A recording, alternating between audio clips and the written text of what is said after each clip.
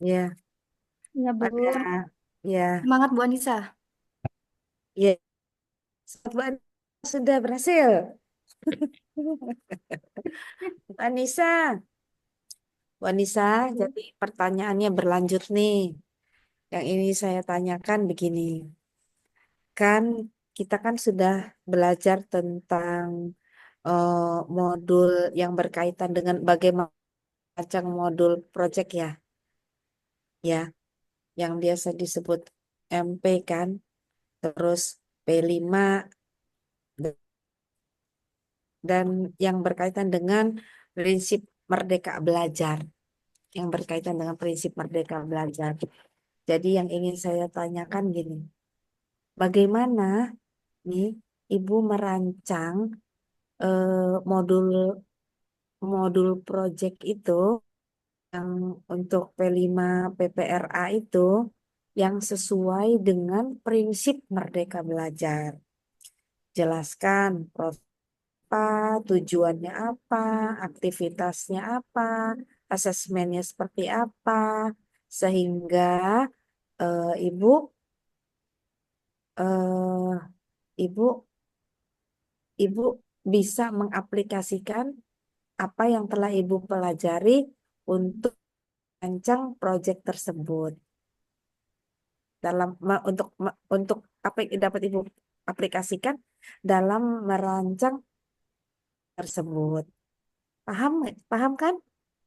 Ya, Iya, iya Bu ya. ya silakan, Anissa. Bismillahirrahmanirrahim. Izin menjawab Bu. Untuk modul P5 PPRA ini kebetulan kemarin di dalam karya itu untuk membuat modul P5 PPRA. Modul P5 ini dirancang untuk mengembangkan keterampilan siswa, kemudian melatih kreativitas siswa dan berkolaborasi atau bekerja sama dengan baik dalam kelompoknya sehingga dapat menghasilkan sebuah karya yang sesuai dengan tema yang diambil. Kebetulan kemarin saya tema gaya hidup berkelanjutan dan insya Allah besok akan membuat jam dinding dari daur ulang kertas kardus gitu Bu ya. Jadi bahannya itu dari kardus, kemudian dari bekas stik es krim, lalu dari tutup botol minuman. Nah, dalam profil pelajar Pancasila ini ada yang namanya bertakwa kepada Tuhan Yang Maha Esa. Maksudnya di sini yaitu menanamkan nilai-nilai tanggung jawab sebagai manusia alam yang harus kita jaga sebagai bentuk dari sebuah keimanan kepada Allah Subhanahu wa taala. Jadi dengan kita mendaur ulang sampah itu artinya kita memiliki tanggung jawab untuk menjaga alam. Mm-mm. Kemudian dalam bergotong royong, siswa dalam kelompoknya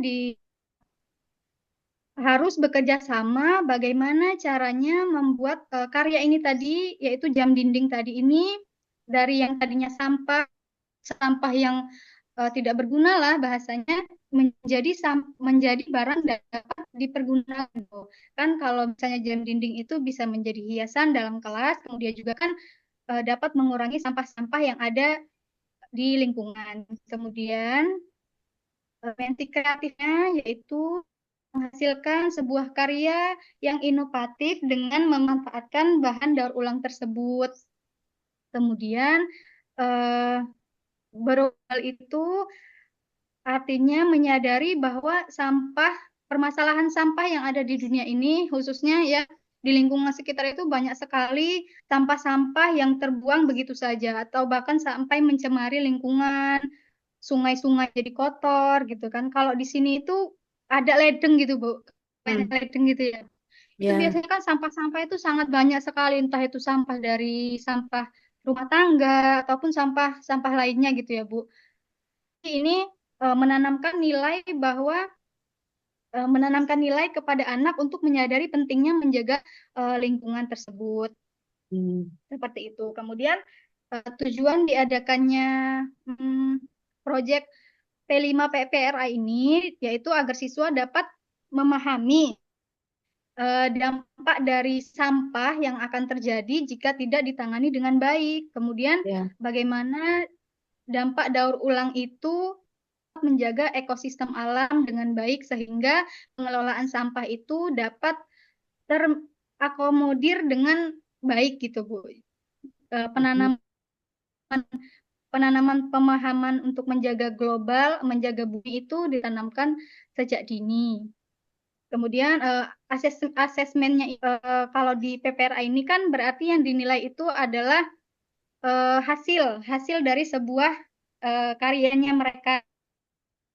Penilaiannya itu ada penilaian kekompakan, penilaian kerjasama mereka dalam tim, bagaimana anak-anak itu saling menghargai, bagaimana anak-anak bekerja sama dengan menekan ego mereka masing-masing, bagaimana sampai sebuah karya yang diinginkan itu sampai seperti itu. Kemudian ada juga penilaian dari hasil presentasi mereka setelah mereka selesai membuat karya, lalu mereka mempresentasikan ke depan klien untuk asesmennya, Bu.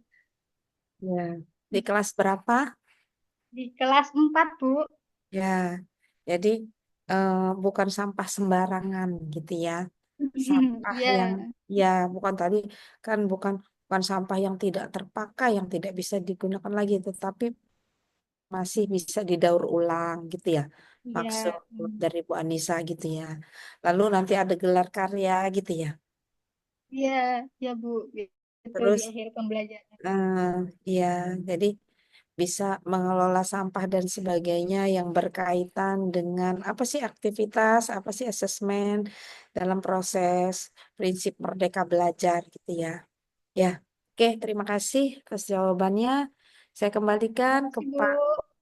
Silakan Pak Wahyudi. Terima kasih Mbak Nisa. Terima kasih Bu.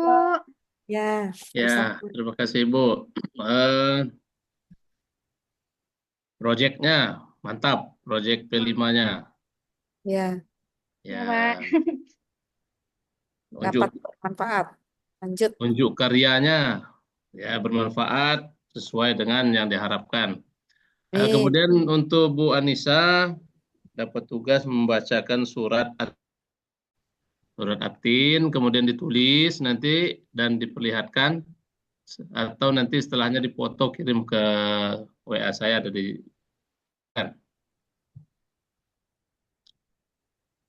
Ya, Pak. Hmm, ya, agak ya. deg-degan nih Pak. Mahasiswa tadi ya Pak Dery. Mana sih Atinus? Si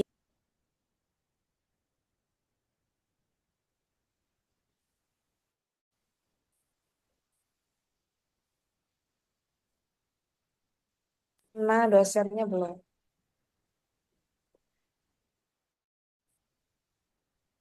Bismillahirrahmanirrahim. Mana sih Atin?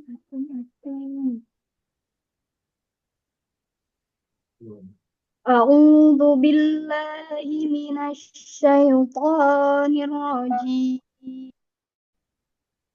بسم الله الرحمن الرحيم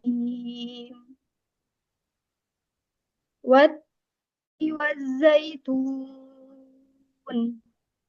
وطور سينين وهذا البلد الأمين لقد خلقنا الإنسان في أحسن تقويم ثم رددناه أسفل سافلين إلا الذين آمنوا وعملوا الصالحات فلهم أجر غير ممنون فما يكذبك بعد بالدين أليس الله بأحكم الحاكمين صدق الله العظيم.